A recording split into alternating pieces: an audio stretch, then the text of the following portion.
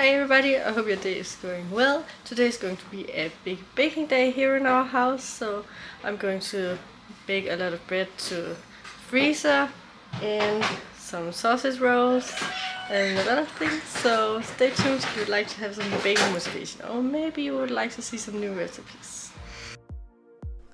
I didn't get to bake all the things that I would like to today, but I managed to bake several things. I made some French breads and some UFOs and a Danish Dreaming cake. It is so delicious. It's going to be in the end, and yeah, you'll love it if you have tasted it one time. And I will of course write the recipes of all the things here. Now I'm working on the French bread. This recipe is for 4 loaves of bread, but as you can see in the end, 2 of them got really big, so I think that I'll say that this is for 5 breads.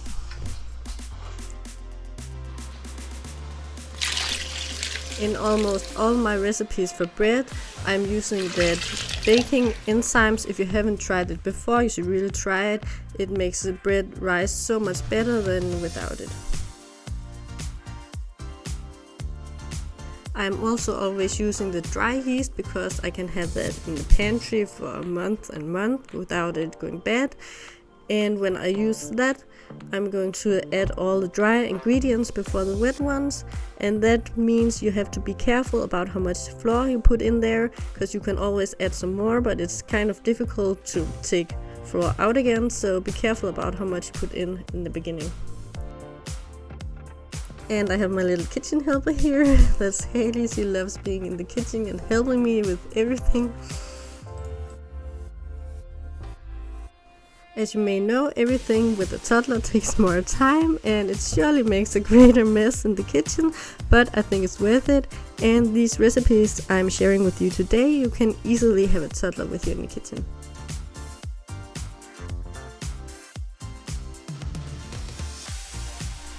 It looks like I'm adding way too much salt here, but remember, the salt is one of the things that makes the surface of the bread crispy.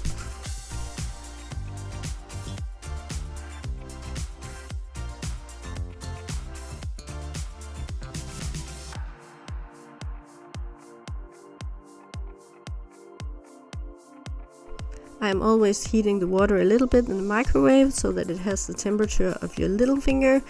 If you don't do that, you can end up the water killing the yeast because it is too cold, and you can also kill it if it's too hot.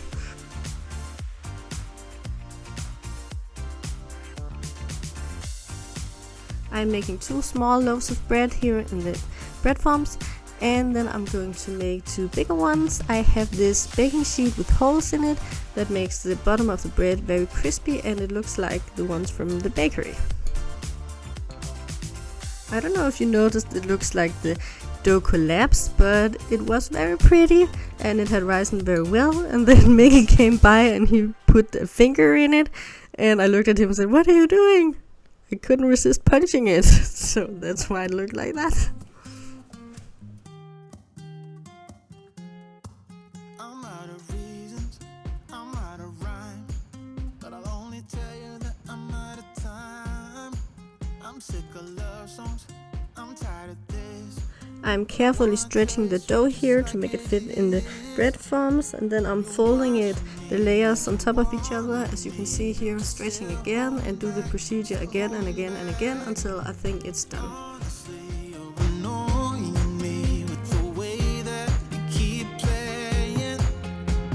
Show me your love like it is, like it is. Bend open my heart like you're fearless.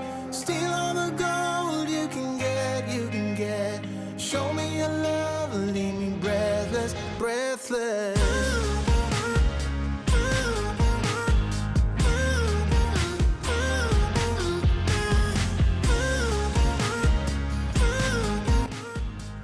It has been a while since the last time I made these French breads, and I was thinking to myself, are they a little bit too big here on the baking sheet? And I asked Miguel, and he said, no, that's fine. And I looked at it, okay, I'll try it out, and whoops.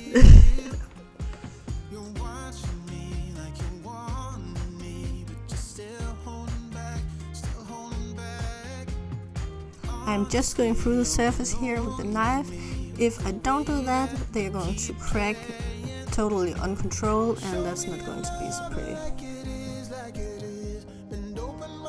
When I'm making buns and stuff, I'm using a baking tent where the buns are going to rise with steam. I'm not going to do that with these, but I'm rising them with steam in the oven. I forgot to film that here, but I'll show you that with the UFOs. I also made dinner while baking, so time for a little break to eat. Now the breads have been resting and they are ready to get into the oven, and as you can see, these got way too big.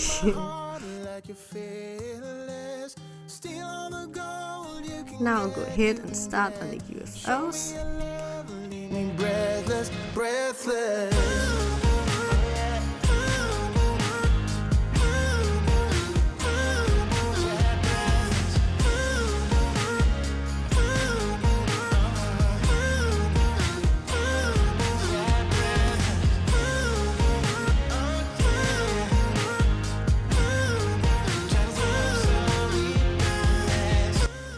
I tried to stretch the dough without a rolling pin, but I had to use it. I tried to avoid using it because I think that it pushes all the air bubbles out of the dough.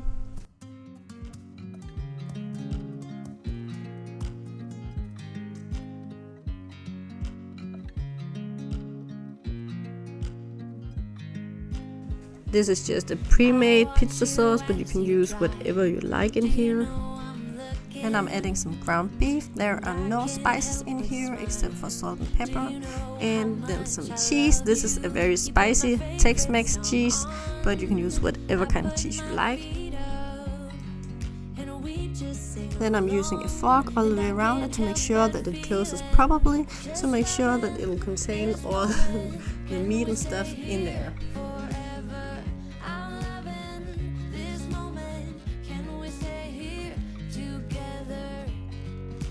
I'm not going to film me making every single one of them, but I'm filming this one and one more after that. This moment, can we stay here forever? Forever. Forever. Forever. I watch you as you sleep. You don't know I'm looking. With you everything's complete. Do you know how much I love you? The weather was going crazy while I was baking here. I heard a lot of thunder and saw lightning, so I just wanted to take a little sneak peek out here. And as you can see, so much rain. Welcome to Danish summer. We have a joke in Denmark says, we love summer, that's the best day of the year.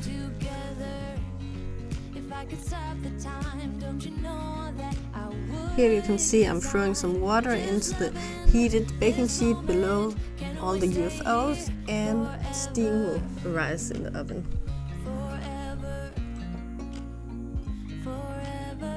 Now I'm done baking all the bread, as you can see here.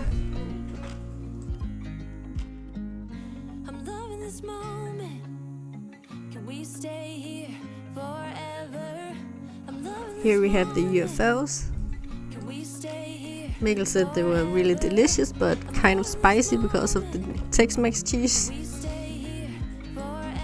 And yeah, he's always popping up in the kitchen when something comes out of the oven.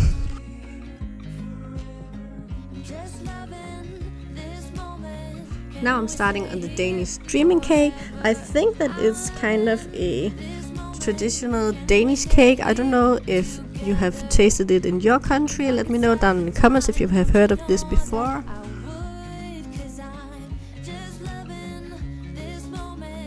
It's kind of a vanilla cake, but it's all the topping that makes it special and tastes so good. Now I'm putting the cake in the oven, and meanwhile I'm working on the topping. The topping is made of coconut flour, soft brown sugar, butter and milk.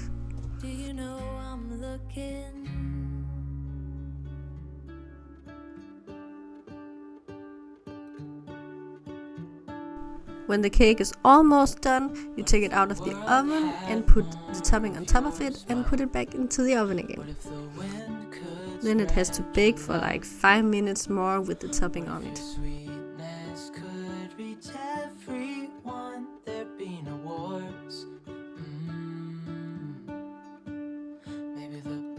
And this is what it looks like when it's baked.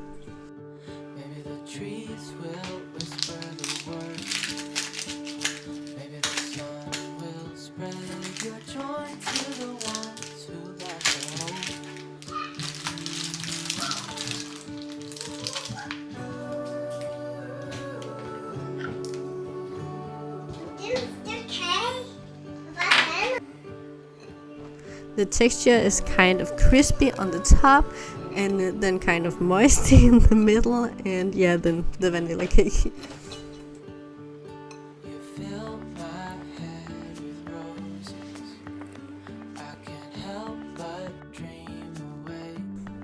This is the next day and we're going to have this French bread now. I just wanted to show the texture here. As you can see, there are so many air bubbles in there, and that's basically because of the baking enzymes and also a little bit because of the rising the steam. And here underneath you can see all the dots from the baking sheet with the holes in it. I hope that this video provided you some baking inspiration. If you liked it, please give it a thumbs up so I can see what kind of content you guys like. And I would love to have you as a subscriber here on my channel. And I hope to see you again in the next video.